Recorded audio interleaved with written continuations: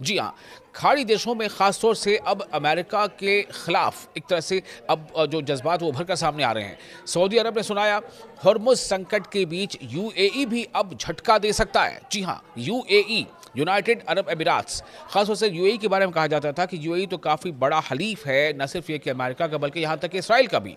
तो Iran America जंग के बीच डोनाल्ड ट्रंप कितने भी दावे कर लें, सच तो यह है कि उन पर से भरोसा उनके अपने ही साथी देशों का, हलीफ मुल्कों का भी उठता जा रहा है।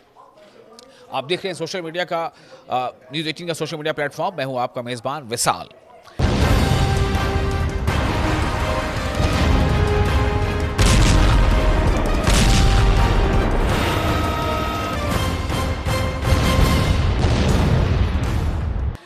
तो खलीज के दो अहम देशों ने, दो अहम मुल्कों ने एक के बाद एक डोनाल्ड ट्रंप की जो नीतियां हैं, जो कायदे कानून है, जो तौर तरीका है, उस पर अब शक जताना शुरू कर दिया है और अब वो उनसे किनारा करने के मूड में है। ये एक बहुत बड़ा झटका है स्ट्रेटजिकली अमेरिका के लिए और ये बहुत बड़ी जीत से ताबीर की जा सकती है स्ट्रेटजिकली ईरान के लिए, क्योंकि ईरान यही चाहता था कि जो खलीज के ममालिक में जहाँ कहीं भी अमेरिका के बेसिस हैं पूरे मिडिल ईस्ट में, वहाँ से अमेरिका रफा दफा हो जाए। ऐसे में ईरान जंग को लेकर डोनाल्ड ट्रंप बुरी तरह से फंसते हुए नजर आ रहे हैं, जिससे निकलने का रास्ता भी उन्हें मिल रहा है, ये कहना मुश्किल ही होगा।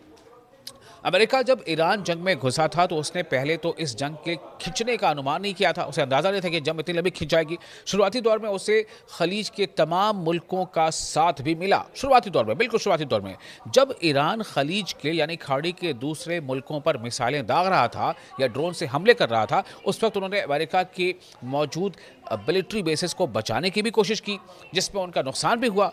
अब जंग की शुरुआत हुए करीब 7 हफ्ते हो चुके हैं, लेकिन जब इसका कोई फैसला या कोई हतमी इसका नतीजा निकलता नजर नहीं आने लगा है, तो ऐसे में धीरे धीरे खलीज के जो तमाम मुल्क हैं या खाड़ी के जो तमाम देश हैं, उनका अमेरिका के तई जो एक जज्बाती लगाव था वो उसमें सर्द भरी आ रही है। डोनाल्ड ट्रंप की जो नीतियां हैं, उनकी जो कवानीन है, उससे इन्हें अब बड़ा नुकसान खुद अमेरिका को होने जा रहा है। फिलहाल हालात यह है कि अमेरिकी सदर को रोज़ाना कोई ना कोई झटका लग रहा है। ताज़ा जो हाल है वो ये है कि जो यूनाइटेड अरब एमिरेट है यूएई, तो संयुक्त अरब अमारात में भी ये मांग उठने लगी है कि अपनी सुरक्षा के लिए इस देश में मौजूद अमेरिकी मिलिट्री बेस को बंद करने में ही भलाई है। यानी यूएई में जहां कहीं भी अमेरिका की बेसेस हैं, अमेरिकी मिलिट्री बेसेस हैं, उन्हें बंद किया जाए, वहां से अमेरिकियों को भगाया जाए।